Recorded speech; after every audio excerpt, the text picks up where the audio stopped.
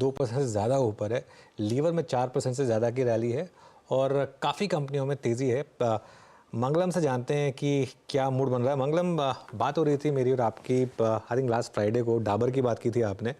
आज ऑलमोस्ट सभी स्टॉक्स में शानदार तेज़ी है, तो पहले बताइए कि ये रैली क्यों आ रही है आज? सबसे पहले तो 5 रीजंस है जिस वजह से एफएमसीजी स्टॉक्स, सारे जो स्टेपल स्टॉक्स हैं वो आज उछाल देख रहे हैं मार्केट में। और एक रीजन है वो बोनस रीजन है, 5 जो है कामकाजी बिजनेस फंडामेंटल रीजन है। तो सबसे पहले तो हम जैसे उस वक्त बात कर रहे थे डाबर रिजल्ट्स के बाद, रूरल रिकवरी वो काफ़ी जोर पकड़ रही है, अब ग्रीन शूट्स लोगों को दिख रहे हैं।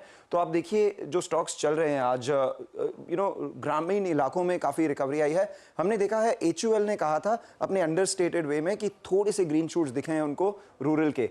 डाबर ने ठोक बजा के कह दिया कि उनका जो रूरल बिजनेस है वो अर्बन के कंपैरिजन में 2 गुना ज़्यादा तेज़ चल रहा है। और यही हमने देखा, ब्रिटानिया ने भी कहा कि मॉनसून अच्छी है, उसकी संभावना है, इन्फ्लेशन कंटेंट है, तो रूरल रिकवरी इलेक्शन के बाद आनी ही है, वो उनका अनुमान है। और दूसरा, मैरिको ने भी आज कहा कि उनके चौथे क्वार्टर में ग्रीन शूट्स दिखे रूरल रिकवरी में। तो रूरल रिकवरी होने से सबसे पहले तो इंपैक्ट ये आएगा कि एफएमसीजी कंपनीज की ग्रोथ बढ़ेगी। तो ये हमारा दूसरा कारण है। FY25 के लिए सारी कंपनीज ने डबल डिजिट ग्रोथ का अनुमान लगाया है। सबसे पहले डाबर ने कहा कि 7-8% वॉल्यूम ग्रोथ, 2-3% प्राइस ग्रोथ, तो डबल डिजिट रेवेन्यू टारगेट हो जाएगा। ब्रिटानिया ने भी ये कहा पिछले 2 साल में बहुत कम रेवेन्यू ग्रोथ के बाद कि FY25 में रेवेन्यू के लिए वो सबसे ज़्यादा तैयार हैं, रेवेन्यू बढ़ने की उम्मीद है। और यही हमने सुना गोदरेज कंज्यूमर से और मैरिको से भी आज।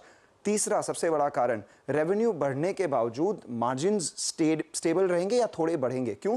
क्योंकि महंगाई है वो कंट्रोल में है, नियंत्रण में। हमने देखा कि इन्फ्लेशन थोड़ा सा है वो कंट्रोल में आ चुका है। और पिछले साल जो ग्रॉस मार्जिन एक्सपेंशन कंपनीज ने देखा था उसे एडवर्टाइजिंग में उन्होंने री इन्वेस्ट कर दिया था। और अब एडवर्टाइजिंग भी बढ़ाने की ज़्यादा संभावना नहीं है इन कंपनीज में, वो काफ़ी कंफर्टेबल हैं इस लेवल पे।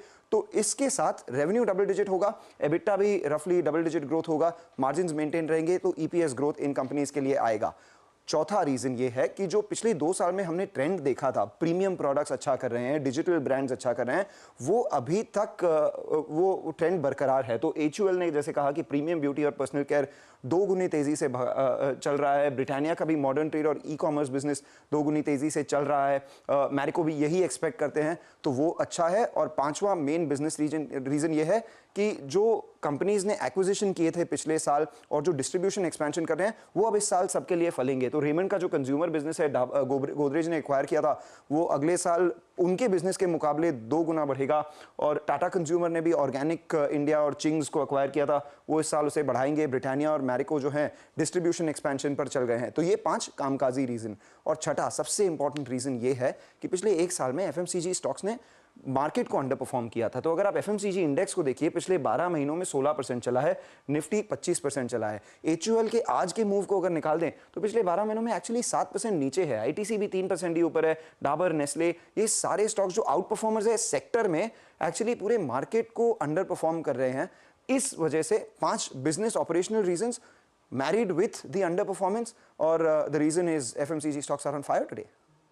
अच्छी खासी तेजी इसमें आती हुई। शुक्रिया मंगलम, काफी बारीकी से आपने पूरी जानकारी दी कि क्या दरअसल वो कारण है जिसके चलते HUL, डाबर, ब्रिटानिया, ये पूरा पैक फिर से लाइमलाइट में आता हुआ दिखाई दे रहा है।